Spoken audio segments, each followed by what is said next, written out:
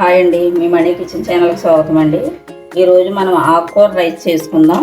ఎందుకంటే ఆకుకూరలు చాలామంది ఇష్టపడరు కదా, అందుకని కొంచెం తోటకూర, పుదీనా, పొనగంట కూర, మీ దగ్గర ఏ ఆకుకూరలు ఉంటే ఆకుకూరలు తీసుకోండి. పొనగంట కూర 3 ఆకుకూరలు తీసుకున్నాను. నేను శుభ్రంగా కడిగేసి కట్ చేసి పెట్టుకున్నాను. అలాగే ఒక పెద్ద ఉల్లిపాయ కట్ చేసాను, ఇలా పొడవుగా. ఒక 5-6 పచ్చిమిరపకాయలు ఇలా చీల్చుకోండి. ఆకుకూర కదా, కొంచెం 5-6 పచ్చిమిరపకాయలు వేసుకోండి. తయారీ విధానం చూపిస్తాను.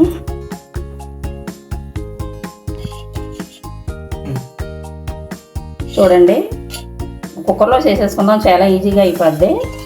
కొంచెం నూనె పోసుకుందాం ముందు.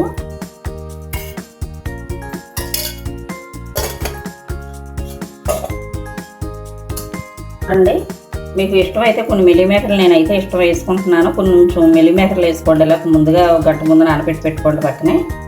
అలాగే ఒక 3 స్పూన్లు పెసరపప్పు గంట ముందు నానబెట్టి పెట్టుకున్నాను కదా, ఇది కూడా వేసుకుందామండి. పెసరపప్పు వేసుకుంటే ఆకుకూర రైస్లోకి కమ్మగా ఉంటుంది. మీకు తయారీ విధానం చూపిస్తాను చూడండి.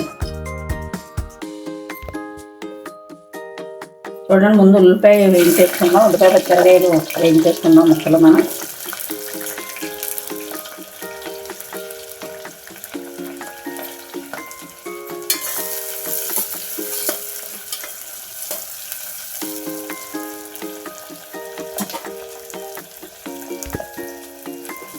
ఉల్లిపాయ ఎక్కువ వేయించక్కర్లేదండి. ఒకసారి అలా వేయించిన తర్వాత ఈ ఆకుకూర వేసేసుకుందాం. ఇందులో కొంచెం అల్లం వెల్లుల్లి పేస్ట్ కానీ, కొంచెం ఏమన్నా మీకు ఇష్టమైతే మసాలా పేస్ట్ కానీ వేసుకోండి. అలాగే వేయించినప్పుడు కొంచెం 4 మిరియాలు వేసుకోండి. నేనంటే కొంచెం మిరియాల పొడి మసాలాలు వేసేసాను. ఒక 5-6 మిరియాలు వేసుకోవచ్చు.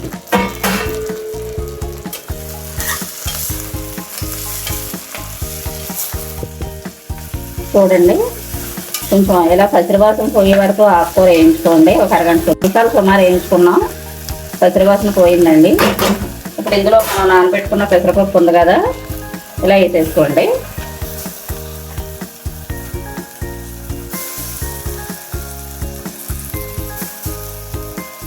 తర్వాత మిల్లీమేకర్లు ఉన్నాయి కదా, ఇవి కూడా పిండేసి వేసేసుకోండి. ఇలాగా ఇందులో నీళ్ళు పిండేయండి.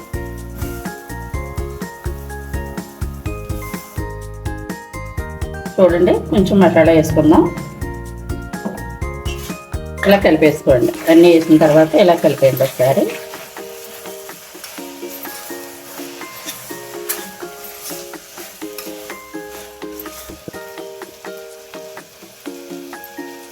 చూడండి, గ్లాసున్నర బియ్యం పోసుకుంటున్నాం. 3 గ్లాసులు నీళ్ళు పోసుకుందాం.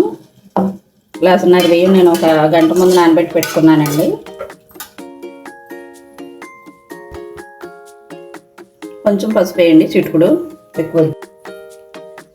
సరిపడగా ఉప్పు వేసుకోండి. కళ్ళుప్పు వేసేయండి మనం. చూడండి, మనం రైస్ కడిగి పెట్టుకున్నాం కదా, రైస్ కూడా ఇలా వేసేసుకుందాం.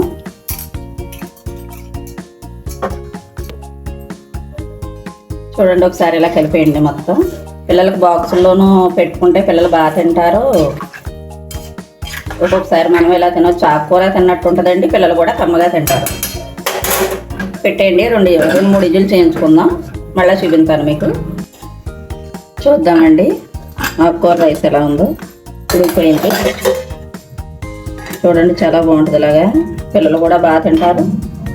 ఒకసారి మీరు ట్రై చేసి చూడండి. ఈ వంట మీకు నచ్చితే లైక్ చేయండి, షేర్ చేయండి, సబ్స్క్రైబ్ చేసుకోండి, కామెంట్లో చెప్పండి.